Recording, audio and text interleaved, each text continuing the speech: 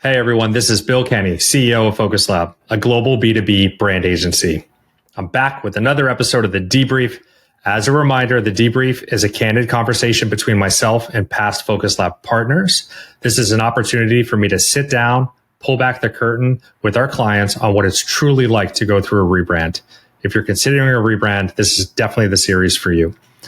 In today's episode, I'm speaking with Casey Carey. He is the CMO of Quantive, formerly known as Gtmhub.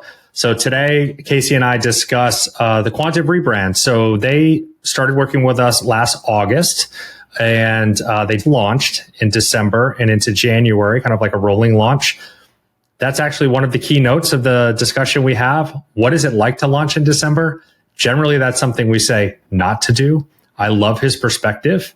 I love how they went about it and the value that they got out of launching in December and then kind of splashing again in January. So that's a valuable part of the discussion. We hit a lot of other valuable topics, such as what is it like to bring a 400-person team through a rebrand, but keep your rebrand project team on the client side to only 4 people? How do you bridge that communication and spread that throughout the organization? Because as he said, they brought their whole company along throughout the entire rebrand, even sharing it midway. Another thing we say not to do. Another reason why I love this conversation. We're able to really open up and share all of those points, among other things. The final note being, what would he tell a peer of his, another head of marketing CMO style title, is the most important thing to consider when going through a rebrand. I hope you enjoy.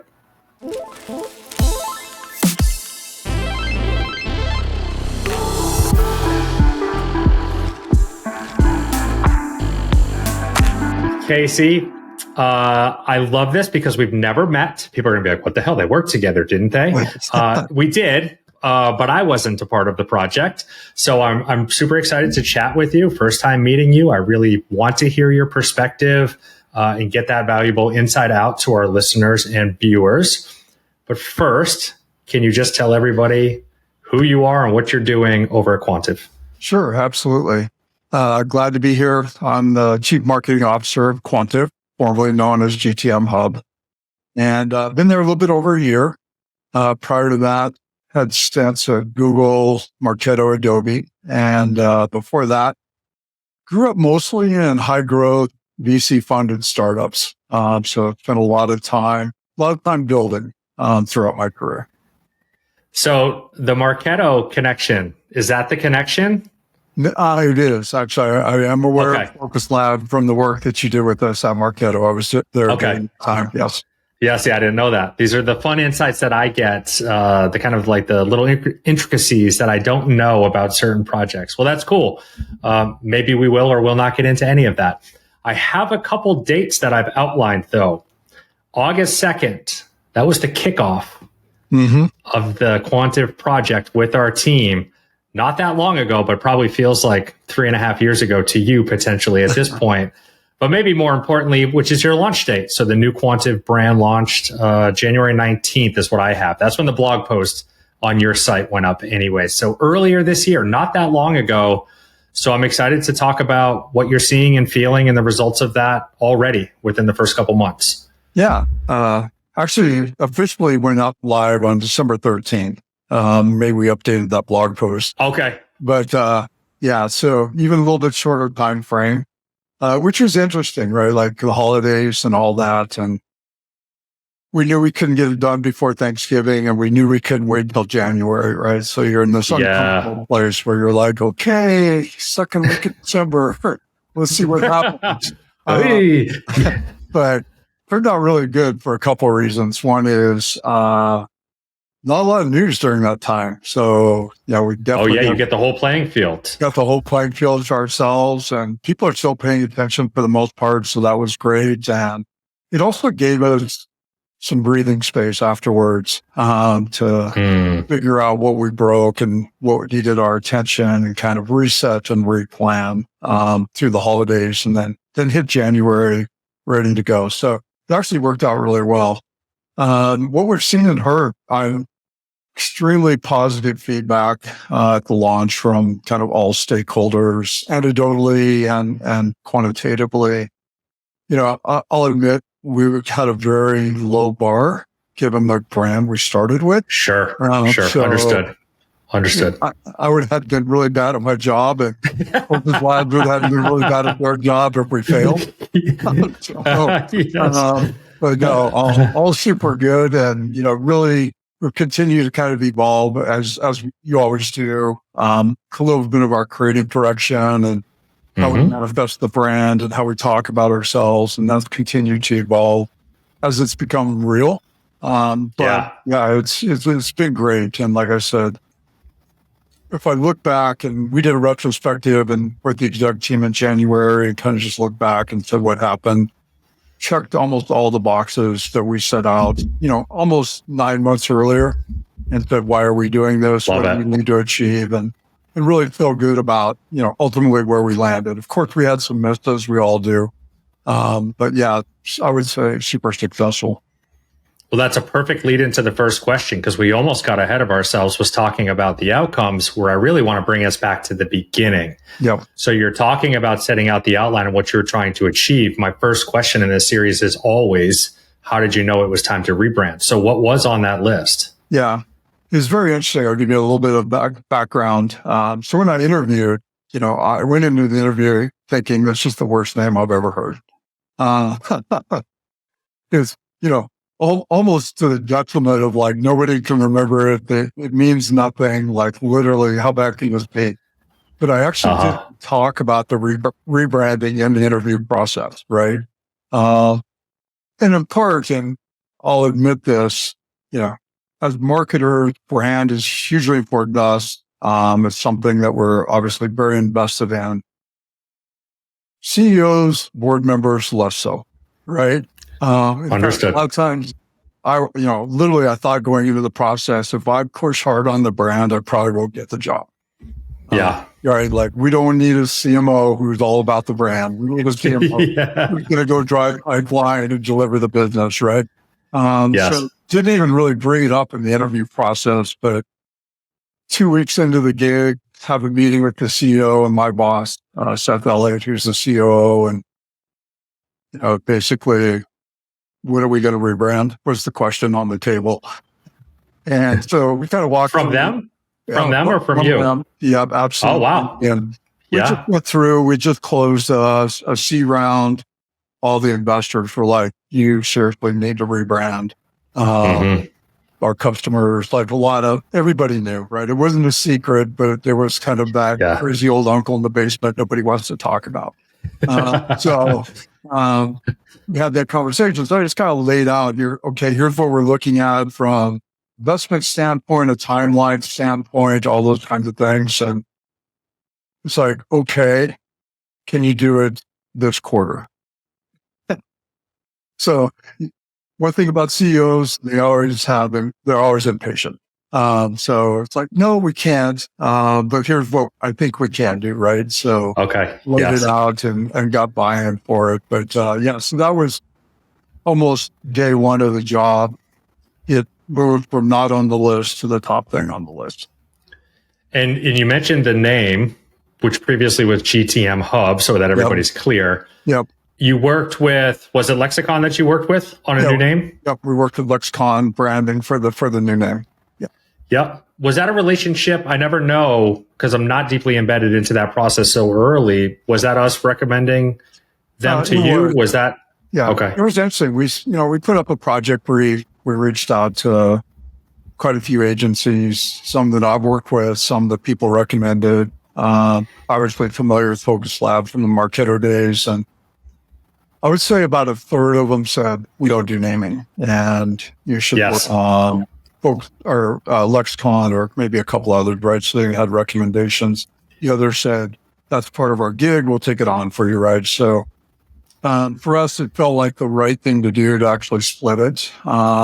Just given kind of the name was important. Naming is really hard. And we figured let's get the best. At least that way we can say we did the best job we can. Right. Okay. Yeah. So that's what I was going to ask you for the people that would rather bundle things together and go with an agency that seems to do all the things. why was it important to you to break those two components apart? Because we agree. Yeah. I think it's more of that, right? Like, it's another thing they do. It's not a thing they're the best at.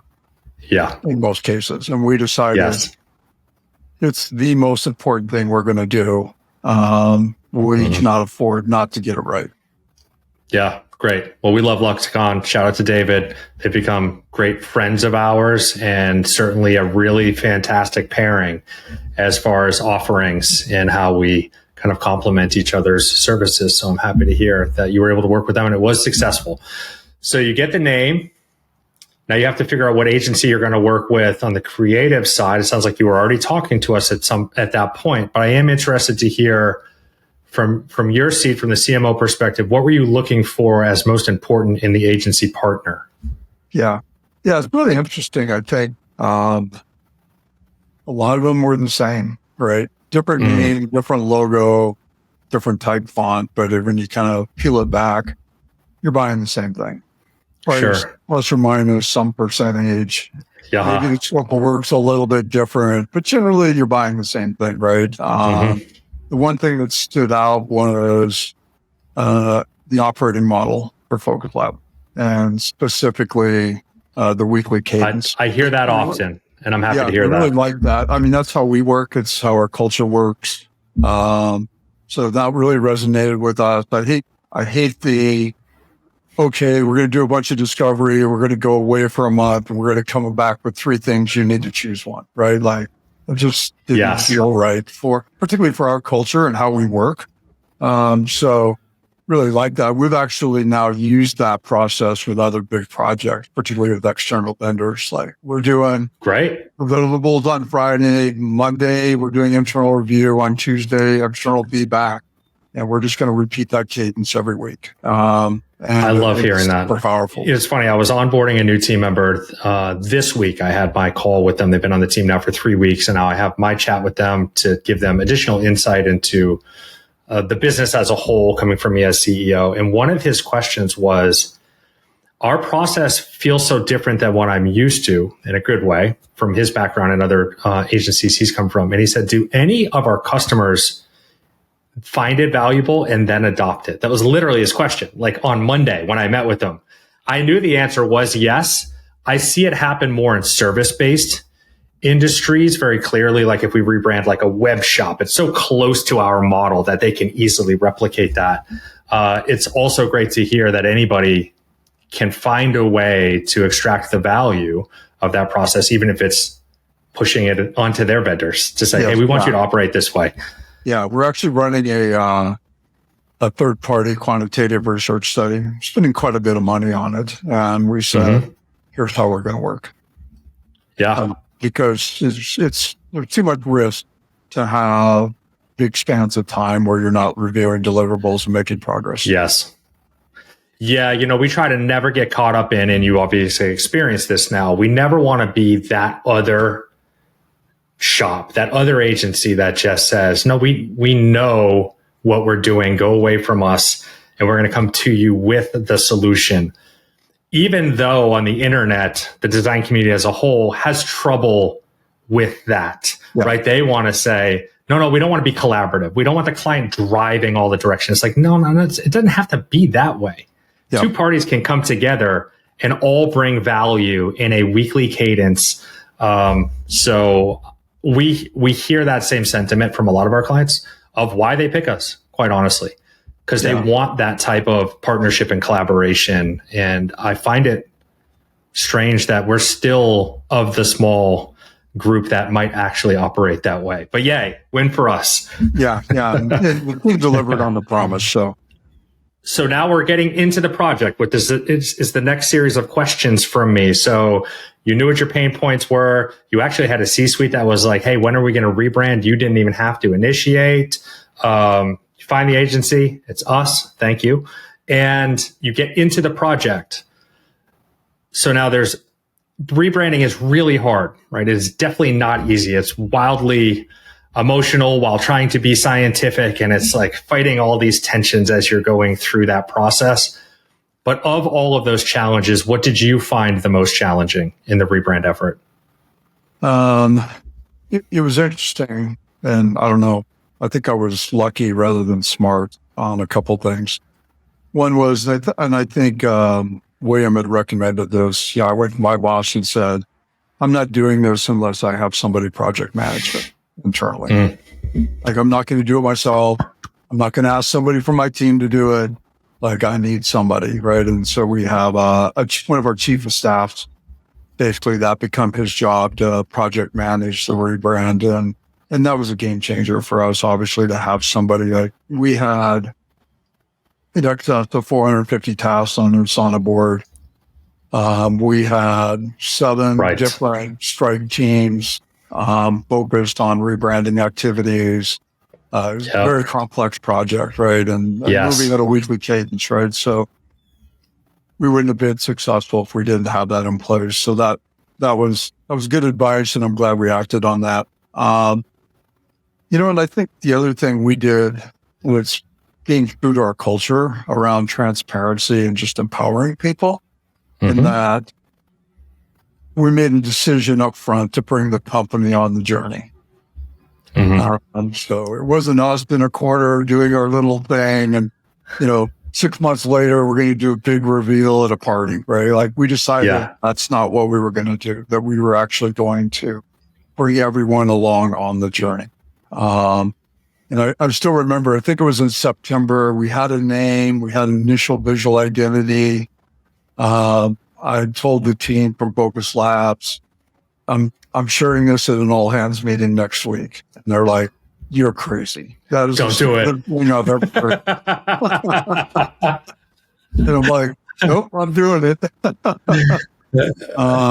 And we did, right? And it was because of the culture and how we operate, how we work. Yeah, I think what you see and feel from us in that moment is we see how many times that could not work out, right? Yes. Yep. But it is, like you said, driven by the experience, the culture of the organization, and how it is approached that would make it successful or not. And frankly, you'd have the company to do stuff, make it real, right? Yeah. So, let's just bring you along because you have a lot of work to do for us to be successful. What was the company size at that point? 400 people. Okay, so pretty big clip. So let's unpack that a little bit more. Now, when you're saying that you made a conscious decision at the beginning to bring the company along, I want to make sure people interpret that accurately. That doesn't mean week to week you were saying, does everybody like it? Sharing decision points, or even sometimes early decisions, like, hey, there's a 98% chance this is our new name. I still have some trademark hurdles to clear. I've still got a couple things to confirm, but here's where we're at. Right. And so just being pretty open about the progress and the decisions that have been made. And it was very little of, hey, we want your opinion on it. It's more like, we're bringing you along and making sure you know what's going on. And at the same time, now here's what we need from the company, right? Now we're ready to start doing these kinds of things, the work that needs to get done. And it worked out. And in some cases, like, they wanted to run faster, right? And we're like, oh, we're not quite ready yet for that. So we'll get there. What the work is. But everybody was totally excited and on board. Did it seem like at any point of bringing the company along, there was a sticking point, or maybe people did have a strong opinion, you had to push through that? One, I had great executive support, right? And that I kind of had an adult conversation with the exec team up front. And I said, look, here's how we're going to run this. Here's what you need to do. And it was basically, we can debate and argue and express opinions behind closed doors, but outside of closed doors, it's loud and proud.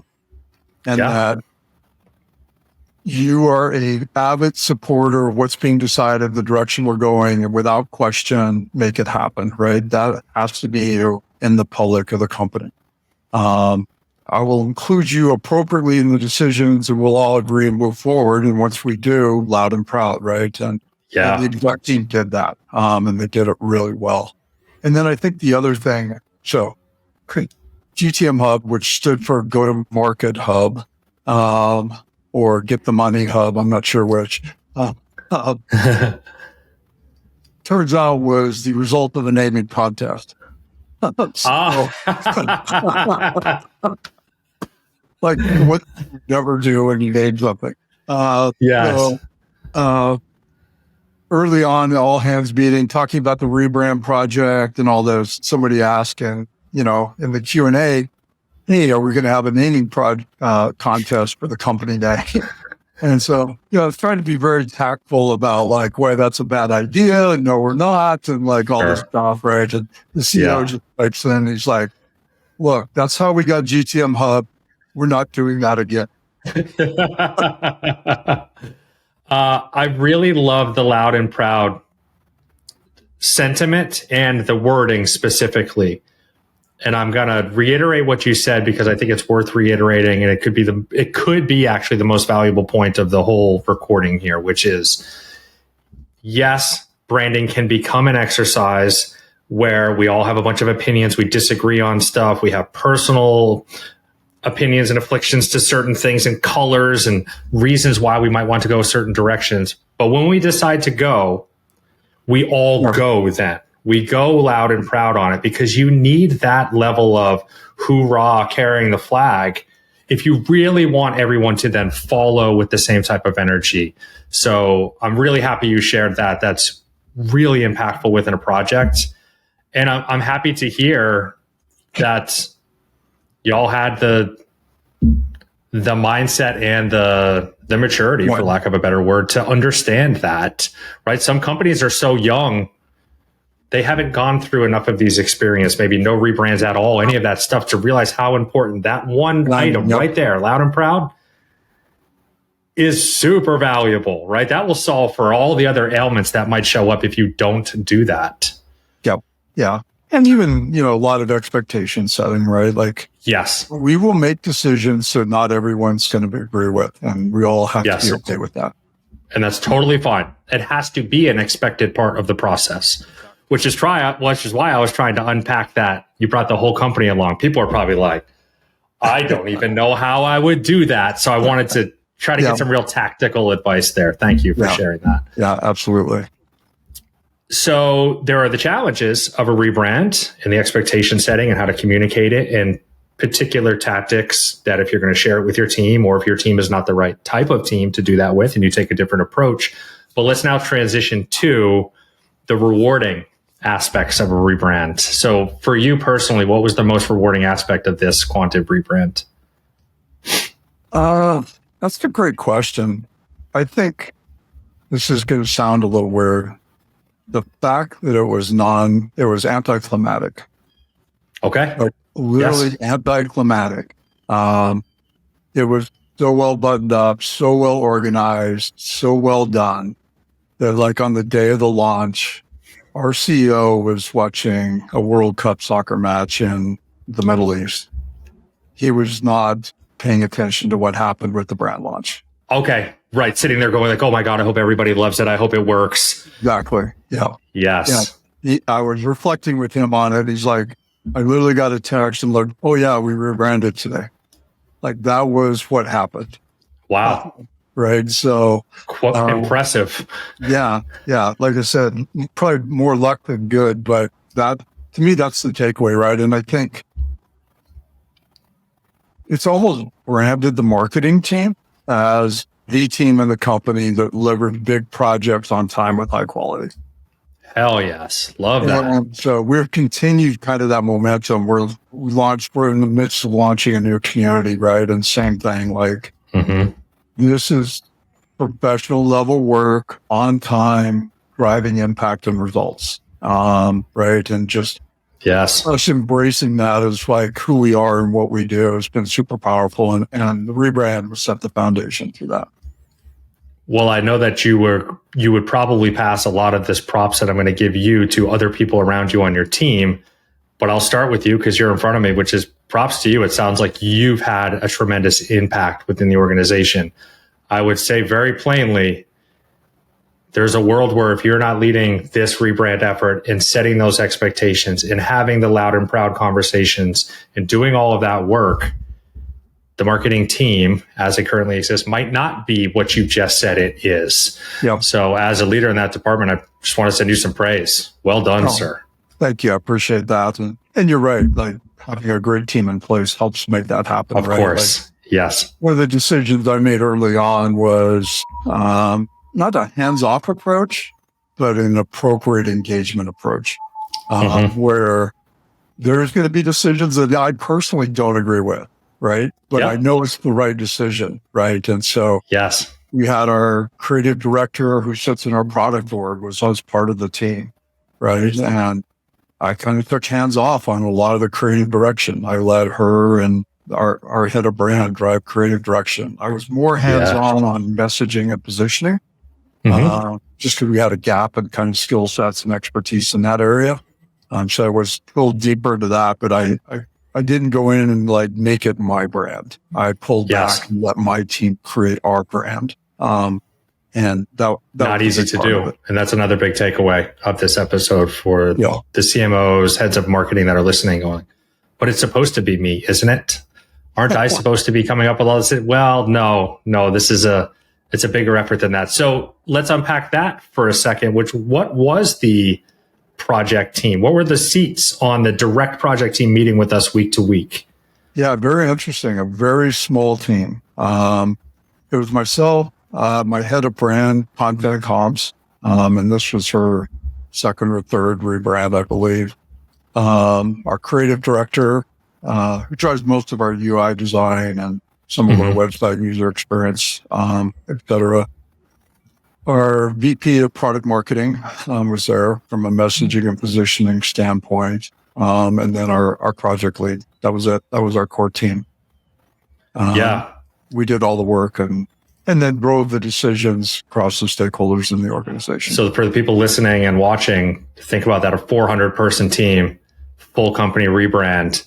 The week to week in the meetings with us from the project side was 4 people on the Quantive team. And you can still do everything that Casey has just talked about this whole time, which is involving the whole company.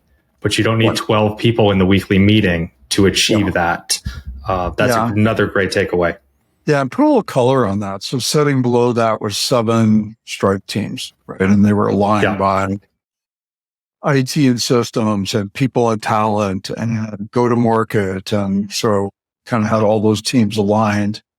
Representatives from all the stakeholders on those teams meeting weekly. I think I counted no less than 150 formal meetings occurred during that period of time. Which is another takeaway of a rebrand is really time intensive on an organization. Hear it a lot in these interviews, which is, at the end, I'm going to ask you what's your biggest tip you would give anybody. And you might say this, maybe you won't now because we're going to say it here, but it's making sure that you plan for the amount of time and effort it will take. It is not simply hey, Focus Lab, you guys make great stuff. Just go make them great stuff. And then at some point you'll give it to me and I'll just kind of put it out in the world. It is a highly collaborative, which means a lot of time on both sides. 150 meetings. It's no joke. Yeah. And literally we set that expectation up front. We said come Q3, Q4, the amount of work that's coming out of particularly the marketing team, but beyond the marketing team, the product team, the IT team, et cetera, will be brand related activities. They won't be business as usual. Great. Instead of finding your way into the middle of the project and going like, oh shit. We got to do the work. We got to start spinning people up. We're behind the 8 ball. That conversation needs to be happening at the same time you're looking for the agency. Yeah. Right. Building and preparing internally and then finding the partner on the agency side. Yeah, exactly. Okay, great. So let's talk about post-project then. So you launch in December, which is interestingly timed. I'm happy you said that. That was probably another point that my team was saying, I wouldn't really launch in December if I were you. That seems like a bad time. I love a counter opinion and I love the highlights that you shared, the benefits of doing that. That's good for us even to hear. It's not a one size fits all type of operation when you start to think about rollout. So you roll it out and I'm interested to hear what Quantive has been able to achieve that it couldn't achieve before. So what has changed now? What are you able to do that you couldn't do before? Yeah, I think not surprising, right? One of our biggest pain points was an extremely inconsistent story. We'd never taken the time to create our positioning, to create our messaging, to really get aligned on that and make it real for everybody, right? We had not done that, right? So we've done that now. We've done pitch deck certification for our sales teams. I just saw our head of CS wrote a vision and mission statement, which pulled in some of our brand positioning and messaging, and it's just like, you see it and it's like, okay, it's real, it's there. And part of our job post launch is to keep that momentum going, right? And making sure you never want to be the brand police, but you also know, like, you can't let it go off the rails, right? It's like, you gotta keep it there. So that's been great. We moved from our competition, it's true for most tech companies, was a sea of blue. Like, we were not differentiated whatsoever. We were just another SaaS software provider. Very different now. And that was one of our goals of this, and our strategy was to be different, much more enterprise, more professional, but trying to balance that being a little bold, and being smart. And, so it's just we're not stuffy. Like, we never want to be stuffy, but we do want to feel like we're serious. And that we care, and that all this is really important. And there was a moment in the middle of the project where our CEO went to Dubai and met with some potential prospect customers in Dubai. And he called me after he got back, and he got home, and he said two things. One is, they will never buy from us if we're not serious. And two, we have to have .com URL. It was a little bit of a shock, given that going into it, that was not our plan. So as you can imagine, the work to get the name actually increased significantly. We were able to pull that off. But the point was, you're going to start signing 6 and 7 figure deals. Your brand has to reflect that level of trust. Yes. Yeah, absolutely. So it allows you to start working your way upstream to more enterprise customers, I'm guessing, is kind of where we're getting at. Yep, exactly. Yeah. Which then easily repays for the brand effort, right? The ROI at that point is almost instant. It's like one customer. One deal. Yeah, basically. Yeah, for sure. Yeah. Which is a great lead into the next question then. Besides telling a founder or a CEO, hey, listen, we only have to land one project for this to make sense, what would you tell a founder and CEO that is struggling to understand and lean into an investment in brand? That's a hard question, but a really great question, right? I think one of the things I always talk about is there's two ways to think about brand. There are the tactics of brand. So I'm running display advertising, I'm sponsoring an event, I'm talking at a conference, I have logos on my website, like the tactics of the brand, right? And I think particularly CEOs and board members and stuff, like, that's what they think about. So when you start talking about brand, like, that's where they go, right? And so the other part of brand, and you know this, but it's the strategy, right?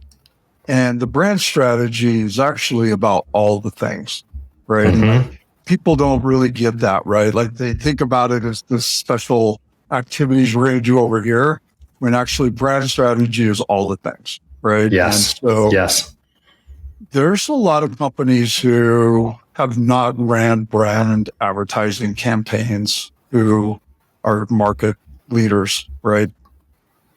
They got there through a brand strategy and bringing that brand to life. They may have never sponsored a sports team, or they may never have, sponsored the big event or whatever it is. They may not, but they still are the clear category leader, right? a big part of that is product that solves real problems and delivers real value, right? Like if you don't have that, you're not going to have a brand, right? So all these things are part of creating that success. So I always try to steer the conversation away from what they would call wasting money on brand to how do we develop category leadership? Yeah. Right. Like if our vision ultimately is to be the definitive choice in our category, like how do we get there? And what is the role of brand in our overall strategy that enables that to happen? Right. And then you start getting in kind of the supporting components, right? Like, okay, we need a memorable name.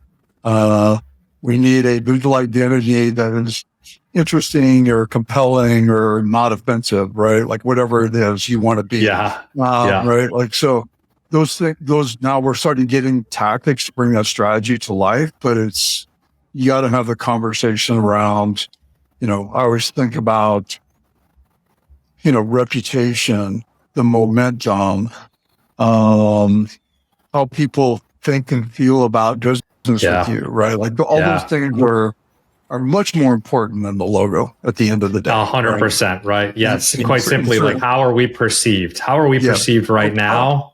And is that how we want to be perceived? The answer was no for Gtmhub. Yeah, exactly. Yeah. And so the conversation should be more about, hey, yes, we need a new logo or we need a new color palette, but it's also about what other things should we be doing strategically that actually pays that off. Well, you didn't have to have that conversation with the not on this project. No, not at all. Yeah. I love it when C-suite all the way up, founder, whatever, CEOs understand that and are ready to go all in. I'm sure that was really nice for you too, right? That just means for that much more of a successful outcome, quite honestly, because everyone's rowing in the same direction. It's not looked at as a creative visual marketing exercise. It's like, no, it's not, we're talking about the whole business. Yep, exactly. Yeah, absolutely. And lucky that I had that in place and people get it, right? Like they understand the importance of it. So we'll see how it pays off longer term, but. Agreed. So final question. Sure. If you're sitting down with a peer, another marketing leader, CMO, and they are expressing that they're about to go into a rebrand, and they're like, what one tip would you give me before I go in to make sure that I am successful? Out of all the things we just discussed, new or different, what would be the one thing you would tell them before they charge? That's a great question. I think it goes back to your job as CMO is to navigate the complexities to allow it to be successful both within the company and externally. Your job's not to pick the logo design. Your job's not to pick the colors, type edit the positioning statement. Like that's not your job. You are almost the strategic owner of this. And you have to look at it that way. And it's almost like running a political campaign in a lot of ways. You got a lot of constituents and stakeholders. You want to get elected. You've got to have a platform. You've got to do all that work. And one of the things I did was I'm a big street art fan. So obviously love Banksy. And so on day one, we named the project Dick Banksy. And the reason was his artwork is unique and we wanted differentiation and uniqueness was important to us. And then the other thing about Banksy is he's always making a social political statement. Whether you agree or disagree, he's making a statement. And we want and needed our brand to make a statement.